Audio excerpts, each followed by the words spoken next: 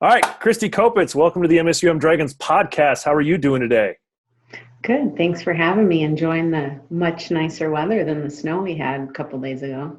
It's fantastically sunny. I was outside. My wife was outside for maybe all of 30 minutes and got a sunburn. So I think that's a commentary on everybody's status right now. Right. Um, but yeah, it's good to be outside. It's good to move around. And it's a different time for sure right now. And all the things that we'd be thinking about doing and planning and working on are now in a whole other state of limbo. And that's kind of what our topic is today, just talking a little bit about a coach's perspective in the COVID era of athletics. So just start by telling us a little bit about the beginning of COVID and kind of how it unfolded for you as a coach. Well, we were fortunate. We get to play in 5 different dates in the spring for spring soccer when we're in our non-championship segment. So we actually got to play in one of those events, which was the Saturday before our spring break. It was a tournament that NDSU puts on. So at that tournament, it was really exciting because it was like the kickoff of our spring season and getting to play other people and scoring goals and saving goals and all of that good team stuff that we've been missing. And then I remember having a conversation with Andy Scott a couple of days later, and she's like, I wouldn't be surprised if school shuts down. And in my head, I'm going, that sounds a little crazy. Like, there's no way. And then all of a sudden, it was like, shut down, no NCAA tournament.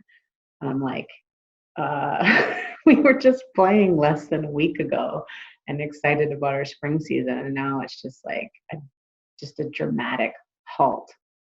So. Yeah, I keep seeing the Mark Cuban reaction, the visceral, holy cow, this is happening in all of our worlds, and a lot has shifted. So now that's kind of how it unfolded. What have you and your team kind of been doing since everything in MSUM land and across the kind of the country has been shut down? The first thing that I did was call all the players just to check in because some of them had actually traveled in spring break.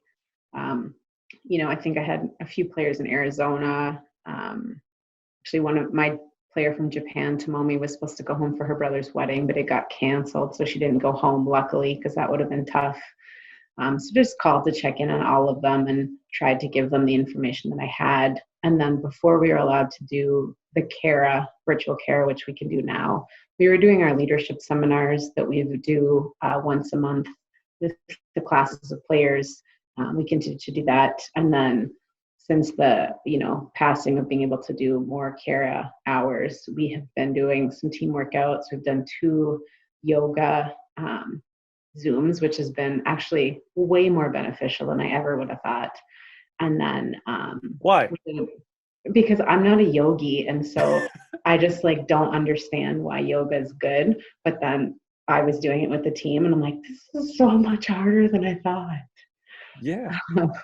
And we included a couple of the other women's sports, so that was kind of fun to get to do all the yoga with some basketball players and some swimming.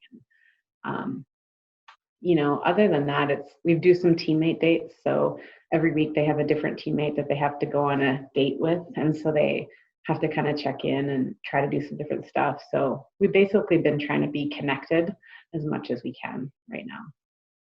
And you also have to think about a little bit of the future of Dragon soccer. I mean, not a little bit, all of it. How are you keeping in touch with recruiting right now in a disconnected virtual world? Well, I'm really lucky that I have 11 incoming players. So, yeah. When I told Swen that, I think she was like, what? That's the whole basketball team. Yeah, so I have 11 incomers, and then I have 2 commits for 2021 already. And so I'm actually really far ahead for myself recruiting-wise. And I have about 4 or 5 other 2021s that had already visited campus. So I guess where I feel like I'm missing is just the evaluation period for maybe the 2022 class that I just can't evaluate in any way other than film. But that's so far ahead right now that I actually feel pretty good about the recruiting situation for soccer at the moment. And talk about that. I mean, how hard is it to assess between in person, seeing everything, and on film? How is that kind of different determining whether or not a player can be successful for your program? Well, if you think about it from a recruit's perspective, you're going to send the coach your best possible film. So if you send them your highlight reel or a soccer game, you're not going to send them a game that you played poorly in. So the only thing you're seeing is their best performance in theory. And the other difficult, very difficult thing to evaluate is actually how fast or slow somebody is on film. You would think it wouldn't be hard to see, but it's impossible. So somebody might look great, and then they come in and they're slow as molasses, and it's gonna be tough for them to play. So I always tell players that I really at all costs don't want to recruit someone solely based on film. So it's certainly challenging for them, I think, more than maybe it is for us, because even when all of this maybe settles down a little bit, we're still going to get out and see them, but for them it's going to be like a bombardment, and it's going to feel really rushed. And I think it's going to be harder on the actual recruits themselves than maybe the coaches, from my perspective. Yeah, I think that's a big point of how does this, I mean, we can't really know. How can you kind of imagine what those first few practices, those first few games, when we do get back to a COVID influenced normal, what kind of vision do you see that, and how does that kind of play out in your mind? I mean, I think the first thing that's going to happen is people are going to be like beyond excited. So Yeah. they're going to like go crazy. And it's going to be about like trying to calm them down and be like, okay, you had your 15 minutes where you all went nuts. Let's chill and play some soccer like you know how to play. Feels like that freshman first game all over again. Right. I think the other tough part is all of the current freshmen right now and a couple transfers that I have, they didn't get a full spring season, which is developmentally a big part. So it's kind of on them right now to improve their development, which is such a monumental task. And they're sort of like in the same or similar boat as the incoming freshmen, because they just didn't get that spring season to grow like they normally would. And the shift is, well, part of the podcast is talking about things that are a little bit more than a game. It's one thing to talk about the team, the recruits, the future. I mean, how's it been just on you and your family? Well, I have a 16-month-old boy. So he is a rambunctious ball of energy. He's not at daycare, and so he's at home. And so my wife and I split time with, our work calls and getting our work done, and then, being able to play with him, which is such a blessing to be able to do this at this time. So it's not all bad, but it certainly is challenging when you're used to being someone who's like very dedicated and into their work and super invested. And then you don't get as much of that mental time because your time is kind of split. So like right now, Otto's sleeping. So getting this done right now is really helpful. No, I hear you. And for those of you who know me, I also have a 3-year-old daughter, and Otto and Nora go together to daycare. And so she meant to say hi to Christy and Otto officially. So we'll do that here. So she has proof that Daddy actually did it. But it is different. I mean, on a nice day like today, like we talked about at the beginning, I watch her in the mornings and Jamie takes the afternoon shift, which means I kind of work late at night sometimes to make up for the hours. And it's definitely a shift, but in some cases, for sure, a blessing. We took an hour-long walk around the block where she got to practice riding her bike and blow bubbles in the backyard. And, that kind of,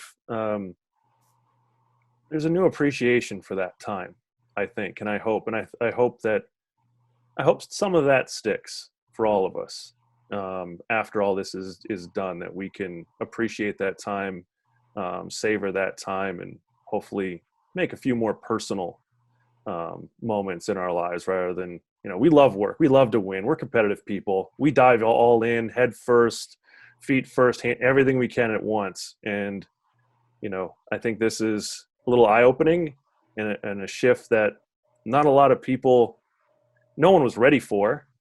So kind of how do you feel like the adjustments have happened as it's progressed? We just talked about what it was like at the beginning, what it was like now, and what it could be in the future. How do you kind of see everyone in your program and in your life kind of adjusting to this new world?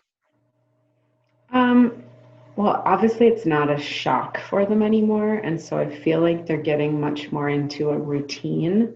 And they also know what their professors are expecting, which at the beginning of this, it was very uncertain in terms of like how would their classes operate, how would their labs operate.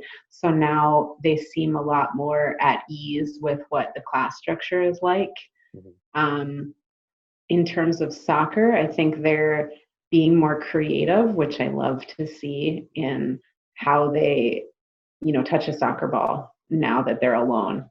Um, and that's kind of fun to see them push themselves to get better on their own and do different things and look up YouTube videos and all of those things. But I just feel like the whole team seems just a bit more at ease, and they're also putting a lot more into their relationships. And I'm learning a lot more about them individually because, when you call someone on FaceTime or Zoom or on the telephone, like there's got to be stuff to talk about. And I don't usually get that one-on-one time with them because usually you're at a team practice with everybody. So it's actually been kind of nice to learn a little bit more about them in this time as well. Yeah, I totally understand doing the same thing with the Go team. But also something that we have in common is that we both teach, and we're both teaching right now as well. So what has the shift kind of been as an educator in your course? Well, I'm not very technology savvy, so it's certainly been challenging. I teach intro to coaching soccer, and so actually the first part of my class in the first couple of months was online, and then the second part is supposed to be all basically in the Mm. gym around the field learning soccer. So obviously, in hindsight, if I could have flipped them, that would have been great.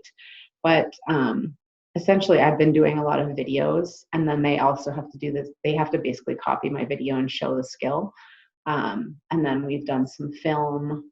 And I've also offered that, when classes are done, if they want to come to a team practice or work with me one-on-one, I want to help to give them more of the experience they were expecting. But I think it's just like the structural challenge was hard to go from, okay, well, how do I teach them the skill of passing remotely? I mean, in my basement because it's still snowing outside. When some of them don't have soccer balls and they're in apartments and they have to be quiet, and asking them to pass a soccer ball against the wall, isn't that feasible? So I think I've had to be flexible and they'd have to be creative. And yeah, it's going okay. But how's your class going? It's going well. We have a night class, and we talk about sports marketing and promotions. And it's been good because we've gotten a lot of great guest speakers in the athletic industry because they're not really doing a whole heck of a lot right now. So just literally last Monday, we had one of my friends from the Minnesota Timberwolves and Lynx, a vice president there, come in and talk about fan experience. And then as well as a vice president from the Minnesota Vikings, both in that Zoom class. So even in class, if we were all sitting there in Nemzik doing the course, we would have Zoomed them in, they would have presented. So it's kind of flowed really well, and I've had other really great guest speakers. And so I've leaned on their expertise to kind of jump in and give different perspectives. And I think that's where students are really getting the value, and it's going pretty smoothly, but shifts all around, not in-person presentations for finals anymore. Now they're recording them and sending them to me. We're talking about students who might be on a Zoom call for 10 hours a day, based on their class load. And so trying to be sensitive and aware of the things that they're going through, just like we are with our student athletes, trying to be sensitive and aware of where they are, what they have to work with, all these different changes in their lives, the stresses, and trying to be as accommodating as we possibly can. And so, thank you for making those innovations as a teacher, those shifts as a mom, and especially for our wonderful Dragon student athlete soccer team. And, thank you for adjusting so we can get this in during Otto's nap time. No problem. All right. Thanks, Coach. All right. Have a good rest of your day. Go Dragons. Go Dragons.